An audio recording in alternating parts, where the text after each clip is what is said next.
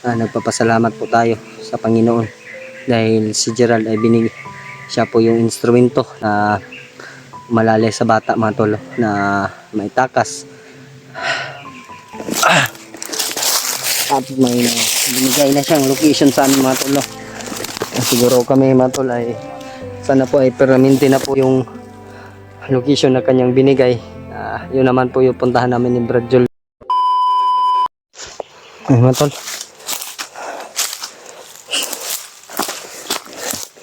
Brad, doktor ka Brad? Sa mapagpalang araw po sa ating lahat mga tol. Shoutout po natin sa lahat po ng gusto magpapa-shoutout po mga tol. Kay Tita Amy Miranda, magandang hapon po. Shoutout po sa iyo ate. Kay Tita Hilma, yan po Tita Hilma, masaya ako at nakabalik ka na sa trabaho mo. What's up tol? Sa magpagpalang hapon Biglang na pala dito. pag wala talagang ano talaga Tita Hilma no sa Panginoon. Maraming salamat at gumaling ka na. Sana patuloy yung pagaling ng paa mo Tita no. At kay Mami Babes po na Maria Teresa Bayogos. Hello po Maria Teresa Bayogos. Shout out po sa iyo no. Shout out po sa iyo. Ate Rosie no. Salamat pala. At kay Ate Beth Corpus. Hello po. Sa walang sawang pagsuporta shout out po sa iyo namin. At yan po no. Kay Milda Galang po. Shout out po sa iyo kay Milda Galang. Papasalamat kami sa Panginoon no? Sa lahat po na tumutulong kay Brad Gerald ay nagbigay daw sa kanya na tumawag si Brad Gerald. Nakabili po daw siya ng gamot ng bata dahil may nadaanan po daw siya na tindahan po mga tolo, kaya nakabili siya ng gamot pagkain nila ng bata. Nagpapasalamat po tayo kay sa nagbigay po. Kakatawag lang po ni Brad Gerald sa amin. Unti-unti na po daw gumagaling na po daw yung bata mga tol. Ayun po mga tol. Nagpapasalamat po tayo sa Panginoon dahil si Gerald ay siya po yung instrumento na umalalay sa bata mga tol na maitakas. At may binigay na siyang location sa amin mga tol. Siguro kami mga tol ay sana po ay permanente na po yung location na kanyang binigay. Yun naman po yung puntahan namin ni Brad Julius ngayon. Medyo malayo pa mga tol. Kaya darasan lang natin na walang mangyayari kay Gerald mga tol at sa bata dahil nawa po talaga ako sa aking pamangkin. Iniisip ko na lang mga tol na nasa aking tabi yung pamangkin ko mga tol. Hindi tayo makatulog gabi-gabi sa nangyari sa aking pamangkin. Nadamay pa dito sa kaguluhan ng Commander Baglot. Ang dahilan po as demon.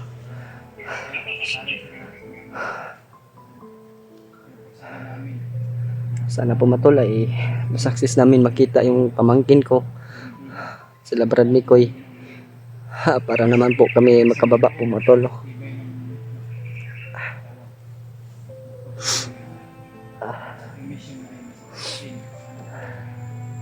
Isip ko talaga sa aking mga tol yung pamangkin ko. Dahil sa kanya ay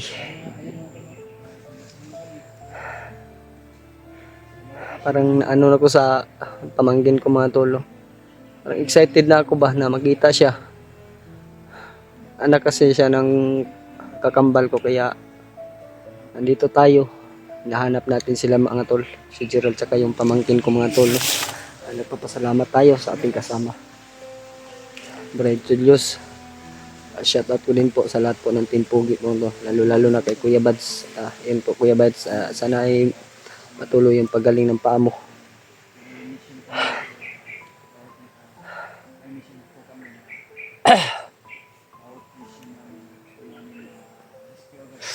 Salamat talaga tayo kay Brad Gerald. Nandyan siya umalalay sa pamangkin ko mga tol na mailigtas sa kasamaan mga tol. Sa ngayon mga tol, sabi niya kanina, tumawag siya, parang natutulog po yung bata matulog. May nakita po daw siyang ginawa niyang duyan mga tol. Parang tila ba. Ginawa niyang duyan ng bata. Kaya nagpapasalamat tayo kay Gerald. Ginawa niya ang lahat para sa aking pamangkin. Dahil naawa po talaga daw siya sa aking pamangkin mga tol. Batang bata pa. Wala pang malay. Kailangan po namin na makita agad sila mga tol.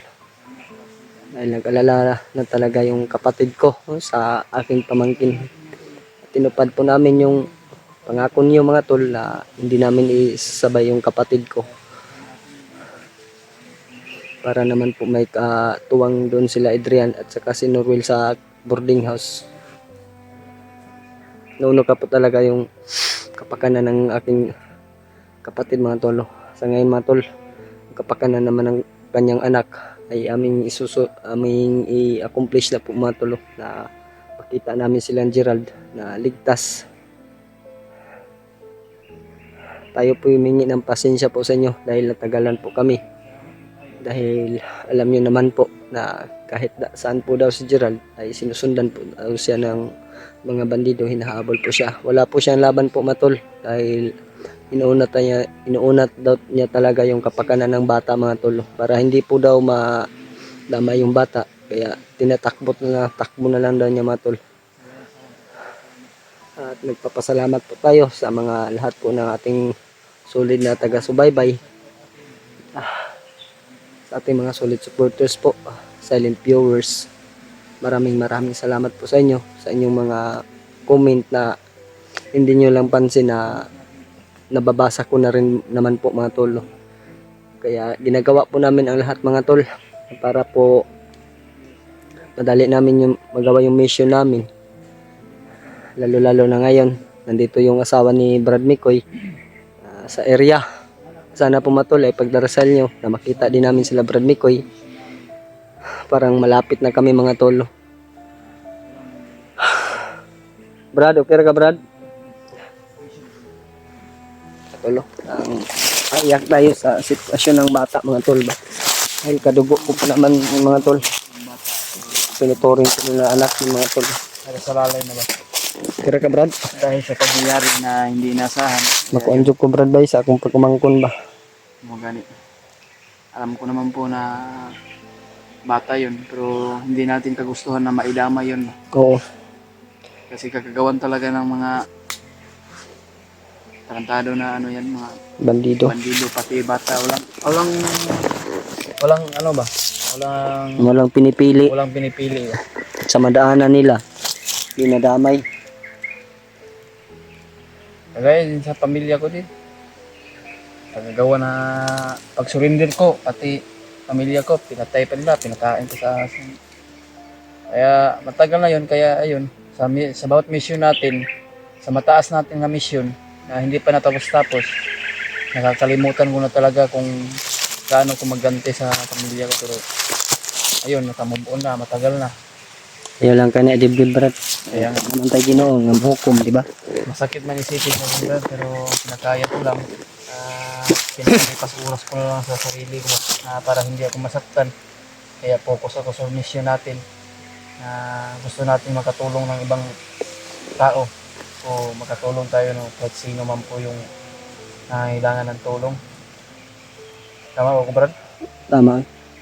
Kaya ayan mga tol, no? Sa bawat mission namin, sana po na tulungan din kami na pagkasal. Nagpupursige po kami na hindi kami mababihag dahil Mahirap na. nagalit po kami sa Panginoon Diyos mga tol. Opo, tama po yung sinasabi ni Brad Julius mga tol. Kaya wala katapos-tapos yung mission, pero pinapatuloy natin na makatulong tayo. Dahil yung mga gobyerno hindi nila nagagawa nito yung ginagawa natin Brad. Kaya nga, Kaya tayo na lang na mga hunters ay gumagawa ng paraan. Kung hindi tayo magkaganito Brad, kawawa yung mga ibang tao. O tama man jud. Kaning bukira ni. Upaw na niya. Manang hinungdan jud sa mga baha Brad. Sigig pamutol og kahoy. Kaya nga, Kabalo mo matol. Alam naman po natin na hindi sibilyan yung pumuputol ng kahoy dito sa bundok. Taga-gobyerno din yan mga tol. Labas-pasok pa sa daanan. kaya Hinaanapan pa ng permit, pero tropa lang naman nila na gumagawa ng paraan para malabas yung mga tolo. Kahoy nila ba? Negosyo ba, pero Marami kaming nakikita sa mga daanan mga tol na pinapadaan sa mga masamang tao na malalaking sasakyan na punong-puno ng kahoy. Tapos dumadaan sa checkpoint, hindi tama ang ginagawa. makadaan naman po matolo. Parang ano ba? Kaya nagkaganito Brad, di ba naman tayo sa tawa DNR? DNR? na bawal DNR? kapag pagputol ang mga Oh, bawal daw. Pero nakikita nyo naman po matolo na hindi nila napigilan.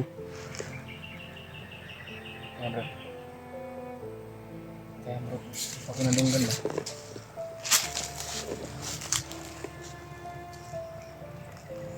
Patama. Ang mga boses mo. Parang laki ng boses yun mga tol. Silipin ko muna brad. Diyan ka muna brad. Babalik lang ako. Kami magkuha tayong balita ba.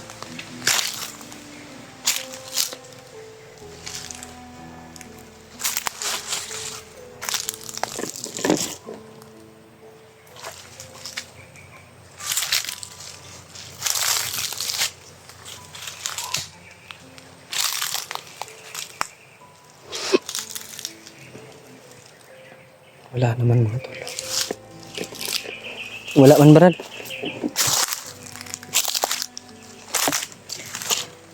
Brad, wala man. Sige, dungog po ko ba?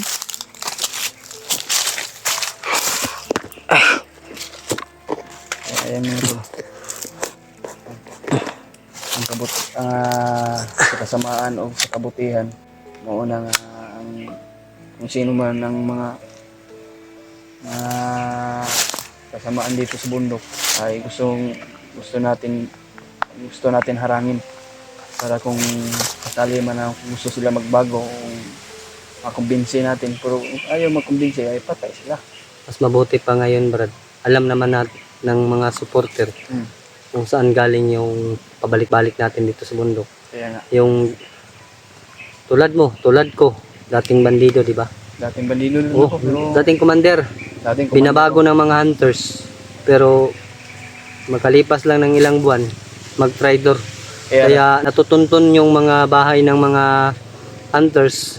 Kaya nilulusob nila. Kaya nga, Kaya ngayon mga tol ay kaya nagpapasalamat ako kay hindi na kami bubuhay muli ng mga salbahing mga bandido para lang magbagong buhay. Sila yung dahilan mga tol na nagpapasalamat nga ako kay Kuya Buds at lalo na sa kaitasan ng ating Panginoon Diyos. tama ka naman Brad. Kahit sino naman. Laking Ako din, nagpapasalamat din ako ng kang Kuya Buds. Nakilala pinagbago ko. ko ngayon, Brad. Ha? Hindi ko laki yung pag binagbago ko, hindi dating ako noon na hindi na ba. Dako jo kay Brad. Ako kay pagbago. Diyon sa pa ko nimo sa una. Sa una nga. Pero wala dyan ako gisulod sa kalimot na ko kung say buhaton ako sa akong kagaling. akong una kay kabalo man ko, na-hypnotize lang ka. Wala na ako gidibdib unsa gibuhat nimo sa ako sa una. Wala, kalimot ng buko, Brad. Kay Karon nag-uban kita, di ba? ganito, hindi naasahan ng buwan ba ang panahon na magsasama pala tayo sa kabutihan. Oo, Kaya nga, tama ka. kaya, Tayo ngayon, may sinumpaan tayo kay Kuya Buds na hindi na tayo babalik pagkabandido. sinumpa na natin yan. Oo, tinutupad naman po namin mga tolo ni Kaya Brad yun, mga Julius. tol, sa nakikita nyo na ilang buwan na kami dito o ilang araw, nakikita ninyo naman kung gaano ang kalaking pagbabago namin sa bawat isa sa amin mga tol. Kaya salamat po sa inyo mga tol. Hindi kayo nagsawa sumuporta sa bawat channel namin. Tama jo ka Lalo Brad. na yung taga-suporta natin dyan at mga solid viewers. Solid natin taga-subaybay. Kaya maraming salamat talaga sa inyo mga tol. At lalo na kay Kuya Buds at sa kaitasan ng ating Panginoon Diyos. At hindi tayo pinabayaan. Huwag natin kalimutan yung Panginoon, Brad. Kaya nga, Panginoon natin. God first before everything. Marunong nga pala mag-English. Nana sa Matthew, Brad. Ambot sa tong bersikulo mo ato. Basta nana sa Matthew na ako naman. Dapat padayon ta? Dahil na yung tagbatas ta.